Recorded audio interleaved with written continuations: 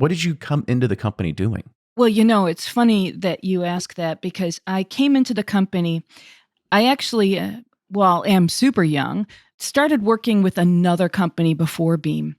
And my client was Amoretti di Serrano and Rumpelmans. So I don't know if you recall.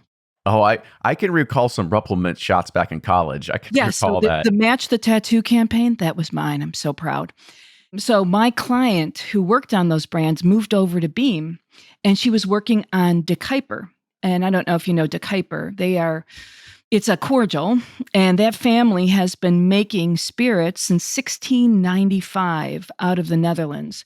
And I came over to work on cactus juice and Peachtree and all of those crazy brands, Razzmatazz, Hot Damn.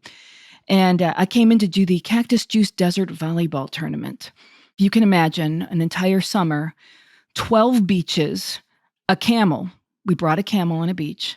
Why not? We had several, we almost got arrested a couple times. We had a 25-foot blow-up cactus juice bottle on the beach that kept falling over and hopefully, thank God, didn't hurt anybody. But we just lived the best life for a summer, narrowly escaping getting fired. But it was a really great experience. However, it left me wanting more.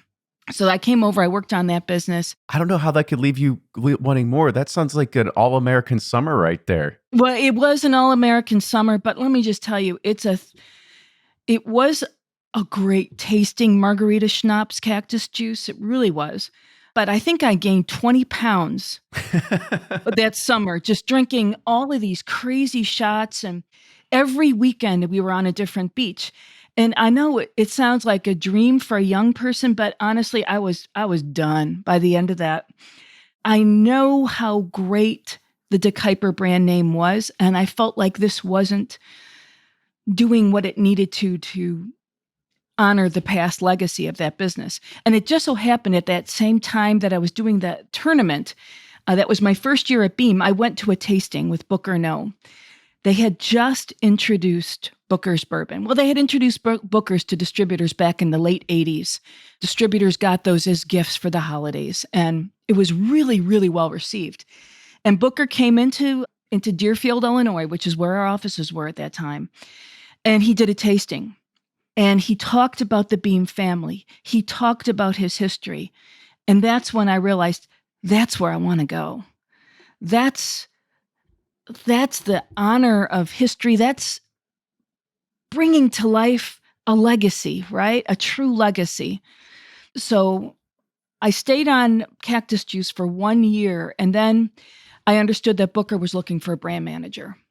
Now, his business was tiny, just FYI. This idea of Booker's and the small batch bourbons, this was his legacy. So Jim Beam had Jim Beam bourbon. That was his legacy. Every Beam family member from 1795 up had brands that were their own. For David M., it was Old Tub. For Jim Beam, it was Colonel James B. Beam. And Booker has a son. We call him Fred Noe, Big Fred. He's the dad, and he has now a son, Little Fred. But Booker wanted his son to have something that was special, that was just brought on by his direct family. And how can Fred take that forward? So Booker came out with the small batch bourbon collection. I understood he was looking for a brand manager, and I asked if I could interview. I asked my boss, and she said, well, sure, but there's not going to be any money associated with it. And if you do this, know that there is 50% of your time you've got to be in the field selling. I'm like, I'm cool with that. I'm going to do this. So I interviewed with Booker, and I interviewed with the head of marketing. And Booker said, okay, you want to work on my brands? You have to know how to make whiskey.